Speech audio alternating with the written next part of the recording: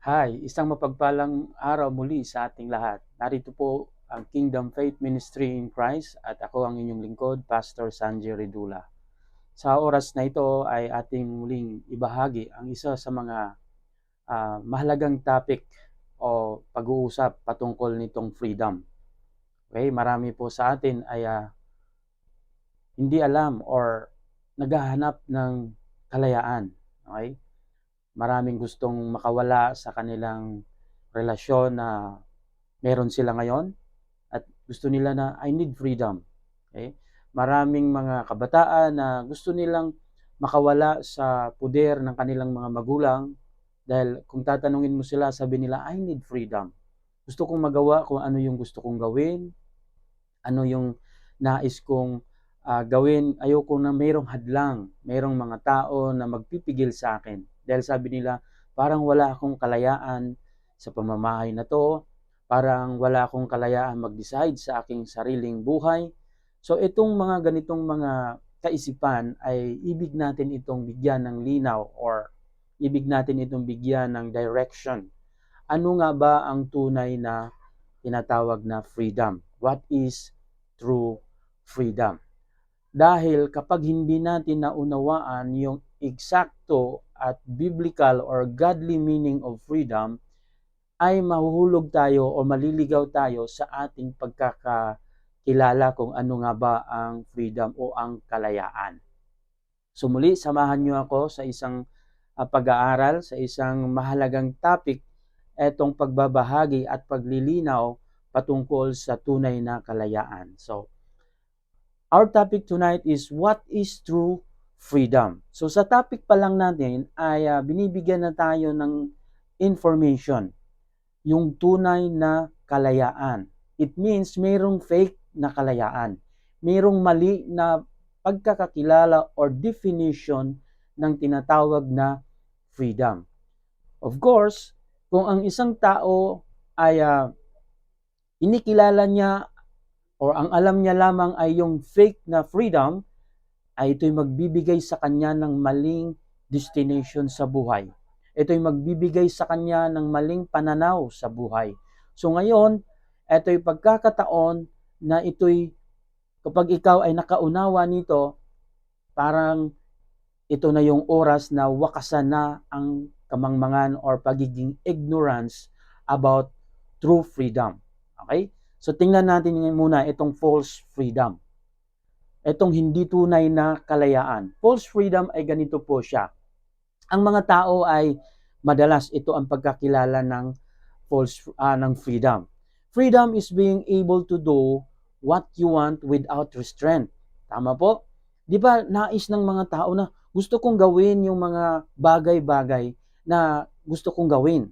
Either mali man ako o hindi, as long as gusto kong gawin at nagbibigay sa akin ng kasiyahan, ayokong merong hadlang o merong batas na pipigil sa atin dito. In other words, sabi dyan, the fake or false freedom, the free person does whatever he or she wants without any person or law standing in their way. So ito yung klase ng freedom na madalas kinikilala ng tao. Take note, maaring ikaw na nakikinig o nanonood ngayon, ganito ang klase ng freedom na iyong ninanais.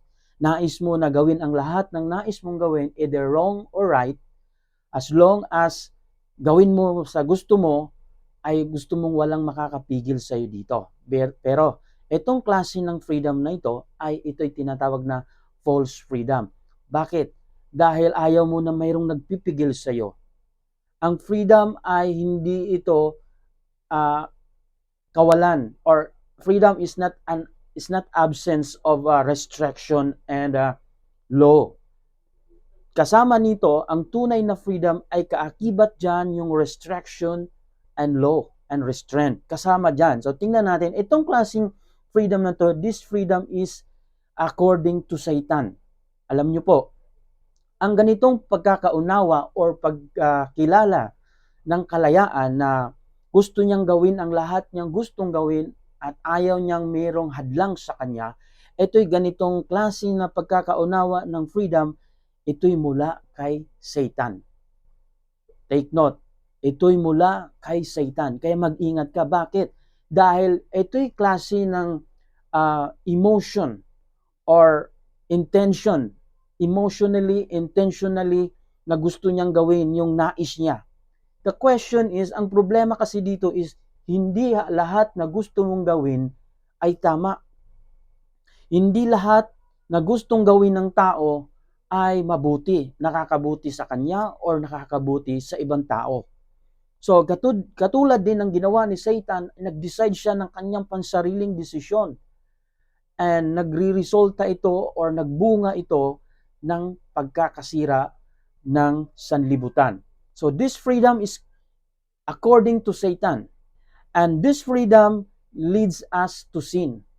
Kapag ganitong freedom ang namumuo sa kaisipan mo na nais mong gawin ang lahat mong gawin na walang makakahadlang sa iyo, ito'y magdadala sa iyo sa pagiging makasalanan. Ito'y magbubunga sa iyong personality, sa iyong attitude or character na pagiging makasalanan or disobedience to the law of God. Ito rin ay isang magdadala din ito sa iyo into slavery of sin. This will end to slavery of sin. Ano ba yung slavery of sin? Ikaw ay magiging alipin sa kasalanan. Ibig sabihin, hindi mo na kayang tanggihan pa ang paggawa ng kasalanan.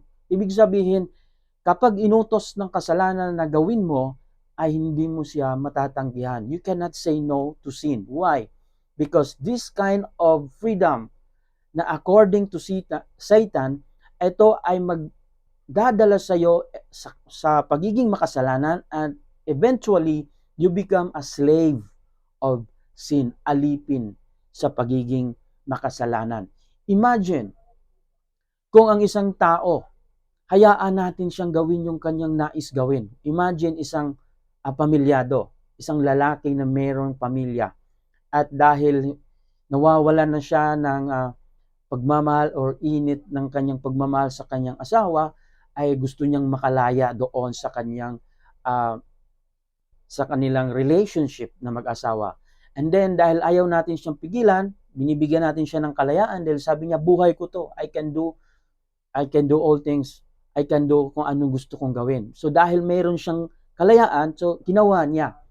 The issue dito is hindi lamang yung kanyang paggawa. The issue dito is the result of what is action. Ang resulta nito ay magkakaroon ito ng distraction sa kanyang pamilya, relationship, sa kanyang mga anak, kung meron man siyang anak, at eventually magkakaroon lalo ng distraction sa buhay niya at yung mga tao na kanyang magiging sa kanyang panibagong relationship.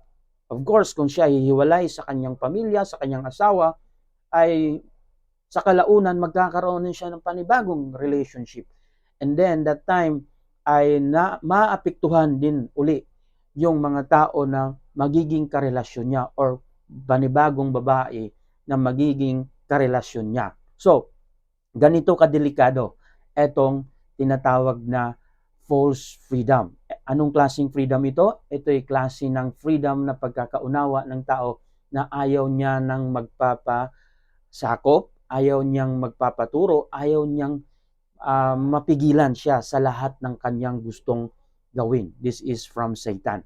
Now, let's go to the true freedom. Now, babalikan po natin, false freedom, that is according to Satan. Now, tingnan mo po itong famous statement ni Lucifer. Kasi siya yung umpisa talaga ng paglaganap ng maling pagkakaunawa ng kalayaan, ng freedom. So tingnan natin sa Isaiah 14, verse 13 to 14. Ito yung statement ni Satan. Sabi dito, you said in your heart. Ito yung sinasabi ni Satan sa kanyang puso pa lang. Okay, tingnan natin. Sinabi dito, you said in your heart, and I will send to the heavens. I will raise my throne above the stars of God. I will set enthroned on the mount of assembly, on the utmost high of Mount Zaphon. I will ascend above the tops of the clouds. I will make myself like the Most High. Now, tingnan natin yung mga word dyan na I will, I will, I will. These are the words, a very dangerous words na binabanggit ni Satan nung siya ay nag-umpisa na maging masama. Of course, Satan is not created by God in the first time na siya ay maging masama. Nasira lamang, nagkaroon lamang ng corrupt yung kanyang personality, na-corrupt yung kanyang character, yung kanyang attitude. But in the beginning, Satan is not bad. It's not bad angels. Nung una ay siya'y mabuti. In fact, sinabi ng Biblia na full of beauty siya. Maganda ang kanyang pagkakagawa. But this time, sinabi ni Satan, nag-uumbisa sa kanyang puso. Sinabi ng kanyang puso. Kaya nga sinabi in verse 13, you said in your heart. That's why, very dangerous itong klase ng freedom na ito'y patungkol sa pansarili lamang. Kung ano yung nilalaman ng kanyang puso. Katulad ng ginawa ni Satan, ang laman ng kanyang puso ay gusto niyang maging katulad ng Panginoon. Ang sabi niya, I will ascend to the heavens. I will raise my throne. I will sit in throne. I will ascend above. I will make myself like Most High. So, tingnan mo, kapag ganito ang klase ng motivation ng isang tao na puro I will, and lahat pansarili niya, lahat ng kanyang gusto ay gusto niyang gawin at ayaw niyang magpapapigil, ang delikado nito mga kapatid ay makakasama ng ibang tao. This is what happened sa ginawa ni Satan. Nadamay po tayong lahat. And then, this kind of freedom na iyong pinanghahawakan ay ito'y klase ng freedom na mula kay Satan or Lucifer. So be careful of what freedom you are longing for. Kung naghahangad ka ng isang kalayaan na walang mag-restraint sa'yo or walang magpipigil sa'yo, ito'y hindi galing sa Panginoon na freedom. Ito'y mula kay Satanas. Now, of course, tingnan natin ngayon yung tunay na freedom. Ito, tandaan mo, makinig ka kaibigan, kapatid. Dapat mong pakinggan ito ng maigi. So, dito tayo. The true freedom. Ito'y tunay na freedom. Okay. According to the Bible, true freedom is not a matter of doing what you want without restraint. So, ayon sa Biblia, ang tunay na kalayaan ay hindi yung paggawa mo ng gusto mong gawin na walang magpipigil sa'yo. Ngunit sabi dito, but cultivating the right wants. Ulitin ko po, sinabi po ng Biblia na, but cultivating, i-cultivate natin yung tamang pagnanais, right wants. Ibig sabihin, mayroong wrong na wants, mayroon ding right wants. So dito, tinuturuan tayo or ini-encourage tayo na gugustuhin mo, hayaan mo ang iyong sarili na gustuhin gawin yung tama na dapat nating naisin or right wants. And that, at sabi niya, and living in obedience to God's will. Kapag nagustuhan mo na at ninanais mo yung tama mo dapat na gustuhin at ipamumuhay mo ito in obedience sa pagsunod sa kalooban ng Panginoong Diyos. Now, in other words, freedom results when our wants align with God's will. So, ang tunay na kalayaan ay yung ating mga gustong gawin, mga nais nating gawin, ay tama. At hindi lang tama, ito ay naka-align, nakadepende sa kalooban or sa instruction ng Panginoon na lumikha sa atin. Imagine, ito ang tingnan natin, lahat tayo ay creation of God. Lahat tayo ay nilikha ng Panginoong Diyos. Now, every one of us, either tao, hayop, o mga punong kahoy, they are created with a purpose. Merong inilagay na design ang Panginoon sa kanila of how this creation function. Kung paano sila magfa-function. Same thing din sa ating mga tao na likha ng Panginoon in a specific function. In other words, kapag ang isang nilikha or isang creation ay hindi siya nagfa-function according to the will of the Creator, ibig sabihin nag-corrupt yung kanyang program. na-corrupt ito. Katulad ng nangyari kay Satan. Satan is made or created for a specific function.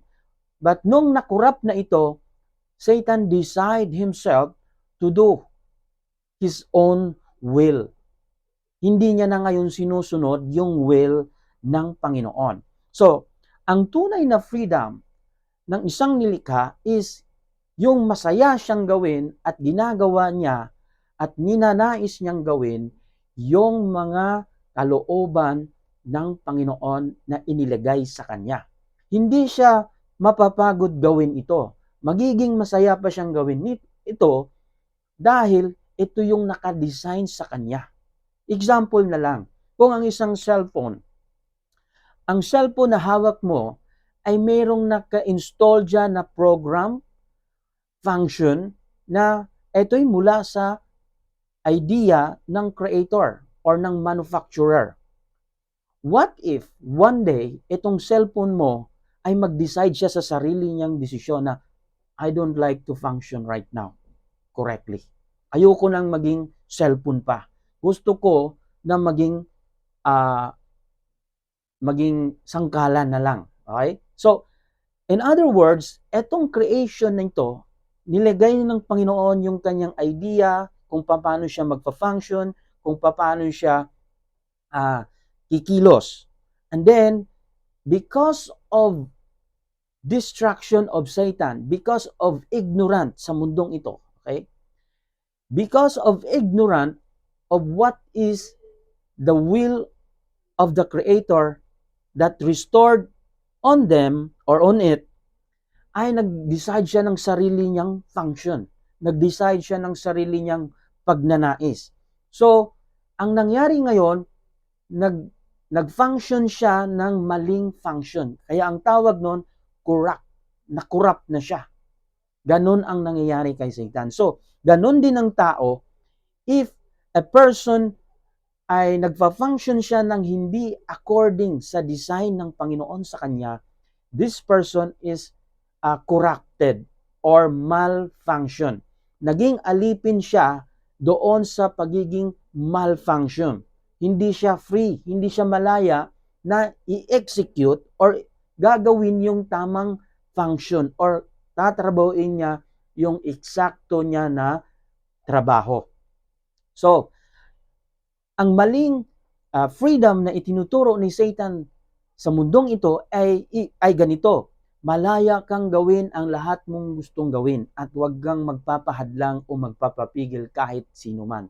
So, kapag ito ang ating susundan, kapag ang lahat sa atin ay gagawa ng katulad nito, ay magkakaroon ng mas malalim at malawak na kasamaan ang mundong ito.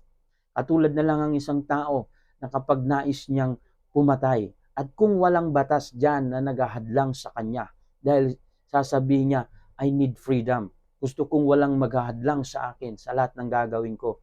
Anong mangyayari sa tao na yan at kung sino man yung biktima niya? Kawawa, mga kapatid. Kaya ang tunay na freedom ay hindi ganon. So ang tunay na freedom is ang ating nais na gawin ay naka-align sa kalooban ng ating Panginoon. Tutuloy natin. So, when you are free, so ito yung tamang freedom. True freedom is when you are free to do willingly of what you are designed by the Creator to do. See? Tingnan mo yung word for word na isinulat dito. When you are free to do willingly. Di ba? Malaya kang gawin at gusto mong pang gawin of what you are designed by the Creator to do. Kung ano yung dinidesign sa iyo ng Panginoon. Ang masama, hindi na tayo tunay na malaya ngayon sa totoo lang. Bakit? Nahihirapan ang tao na gampanan o gawin yung nakadisenyo sa kanya ng Panginoon. In other words, kung ang Panginoon naglagay sa kanya ng tamang function or design, hindi niya ito nagagawa. Nahirapan siyang i-execute ito sa kanyang buhay at sa ibang tao. Why? Because he is corrupted by Satan's or false freedom. corrupted siya. Baga, nalinlang siya. Nalinlang ang tao na ito ay naniniwala siya ng ganyang klaseng freedom ay tama, pero mali pala. Ang tunay na freedom ay yung merong kang kalayaan at masaya kang gawin ang dinidesign kung paano ka mag-function sa mundong ito. You are designed by God to do certain function. So you must be happy and willingly to do this function. Yan ang tunay na freedom, mga kapatid. Tutuloy natin. So true freedom exists in healthy, intimate relationship with both God and other people. Now, isipin natin, mga kapatid, kung gagawa tayo kung malaya tayong gumawa, okay? Dapat yung ating mga ginagawa ay mayroon itong tinatawag na healthy na gawain. Ibig sabihin, hindi ito against sa relationship natin sa Panginoon at hindi rin ito against or labag sa relationship natin sa ibang tao. Kasi marami tayong ginagawa ngayon na mga bagay na naniniwala kang pwede mong gawin dahil malaya ka, gusto mong gawin dahil walang makakapagpigil sa iyo, at nung ginawa mo na ay nag-cause ito ng pagkasira sa ibang tao. At higit sa lahat, nasira yung relasyon ng tao sa Panginoon or ang kanyang relationship sa Panginoon. Lumalabas na siya ay naging kaaway ng Panginoon. Na ito po, tingnan pa natin. So, true freedom, when you are doing it, there will be no harm for you and to others. So, ang tunay na kalayaan na kapag ginawa mo yung gusto mong gawin, ay hindi ka nakakapanakit sa iyong sarili or at sa ibang tao. Kasi maraming mga tao na may ginagawa, may action siyang ginawa, pero nakapanakit, naging harmful ito sa ibang tao. Kaya ang dahilan kung bakit kailangan may restriction itong tunay na freedom is to protect others and to protect yourself. Okay? Dahil ang tunay na kalayaan talaga ay mayroong restriction, may boundary. Ang boundary na yan is to protect you and to protect others. Dahil tayo ay ignorant. Ang tao ay ignorant sa will or purpose, intention ng Panginoon. Dahil sa kanyang kamangmangan or kanyang pagkawalang alam, ang kanyang iniisip na gustong gawin ay hindi niya alintana or hindi niya alam na ito pala ay labag sa Panginoon at labag sa tao. Hindi niya alam na ang kanyang ginagawa ay sinasaktan niya na ang ibang tao or nadamay, napahamak ang ibang tao, at ang mabigat dito ay naging kalaban pa siya ng Panginoon. And that's because of ignorant. Now, tingnan natin itong nakasulat sa Genesis chapter 1 verse 26 to 27. Ganito dapat tayo mag-function. Narito yung ating dapat sundin. Narito dapat yung ating kilalanin. Kasi nilikha tayo ng Panginoon with a purpose. And we are supposed to be willingly, supposed to be happy, and masaya tayong gawin yung nais at purpose or intention ng Panginoon kung bakit niya tayo nilikha. Ang sabi sa Genesis chapter 1 verse 26 to 27, ito yung pagkalikha ng tao. Dito kasi makikita mo yung purpose or intention ng Panginoon. At dito niya rin pinapakita or dito mo rin malalaman yung raw material na nilikha o nilagay niya sa isang tao. At dito mo rin makikita kung ano ba talaga ang karakteristik ng tao. It means yung kanyang kakayanan or karakteristik niya para ilabas ito. Kanino galing yung karakter na yan? So basahin natin. Then God said, "Let us make man in our image, after our likeness, and let them have dominion." So hanggang dyan muna tayo. So, nung nilikha ng Diyos ang tao, sinabi niya na likhain natin ang tao in our image.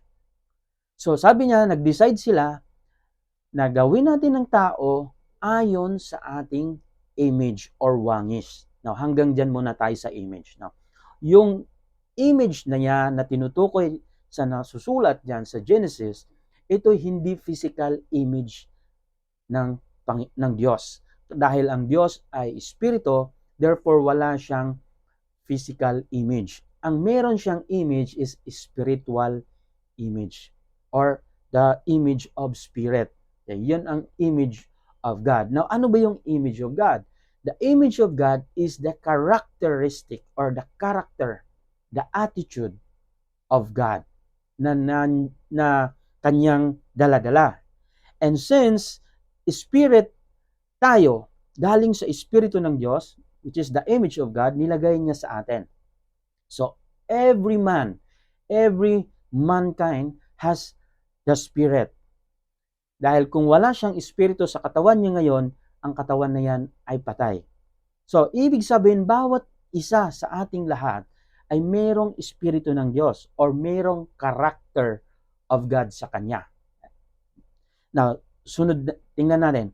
And after our likeness. Now, itong word na after our likeness, pagkatapos nilikha ng Panginoon, ng Diyos, ang tao ayon sa kanyang character, at ang kasunod daw is our likeness, after our likeness. Ang ibig sabihin po dyan, that man must function the same function as God, or to function like God. So, how God function? Ito'y mga information na kung gusto mong malaman kung paano mag-function ang tao or ikaw, kung paano tayo magpa-function dito sa lupa, because we are created for domination, to dominate this world, this creation of God. We are called to dominate, to rule. Ngayon, upon doing that function, upon doing that purpose na nilikha sa iyo ng Panginoon, mayroong requirements. How you will perform or how will you rule the creation of God, or how will you dominate the creation of God. Ang sabi diyan, you will dominate according to the likeness of God. So we are required to perform according to God's performance. We are required na we will perform like God. In other words, kailangan mong malaman how God perform. Kung siya nagro-rule sa langit, paano siya nagro-rule? What are the way how God rules or dominate the heaven? Therefore, we need to understand and we need to know how we will dominate this world, this earth. At diyan, kapag inaalam mo, inaaral natin kung paano nag-perform si God sa langit, this is how we should perform in this world. Kung paano nag-perform ang Panginoon, ganun din dapat tayo mag-perform. Because we are required to function like God, using the characteristic of God na iniligay niya sa atin. So, itong mga bagay na to, itong information na to, ay nire-required sa bawat isa sa atin ng Panginoon that this must be exposed or this must be performed while you are living in this world. And when you perform that, and when you do that function, kung magagawa mo yung function na yan, and then nagkaroon ang isang tao na nag-perform according to God's likeness, according to God's character, at nagkaroon siya ng asawa na meron ding katulad ng kanyang character and likeness, or character of God and likeness of God, sila ay magsasama bilang asawa, bilang husband and wife, and then magkakaroon sila ng mga anak na godly ang character, godly ang belief, or a godly children. Because the man or the father has the image of God and likeness of God, the same din ang ina. So kapag sila ay nag-join together, bound together as one, they will produce a godly children. Ito'y nais ng Panginoon. But the problem is, it's nakurap na ito. Bihira na tayo ngayon makakakita ng isang lalaki na merong godly character. Bihira tayo makakita ng isang babae na merong godly character. But this is how we supposed to function this world. This is how we must perform.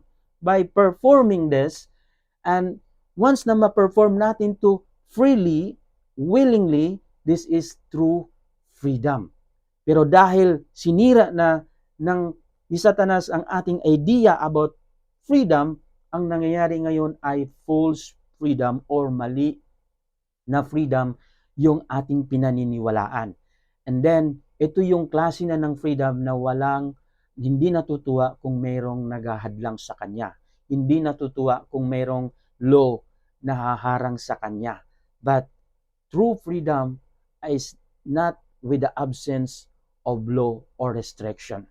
Now, ganyan tayo ini-aid ng Panginoon at ganyan din tayo binigyan ng Panginoon kung paano tayo magfa-function at mag-iisip dito sa mundong ibabaw. And we are created by God.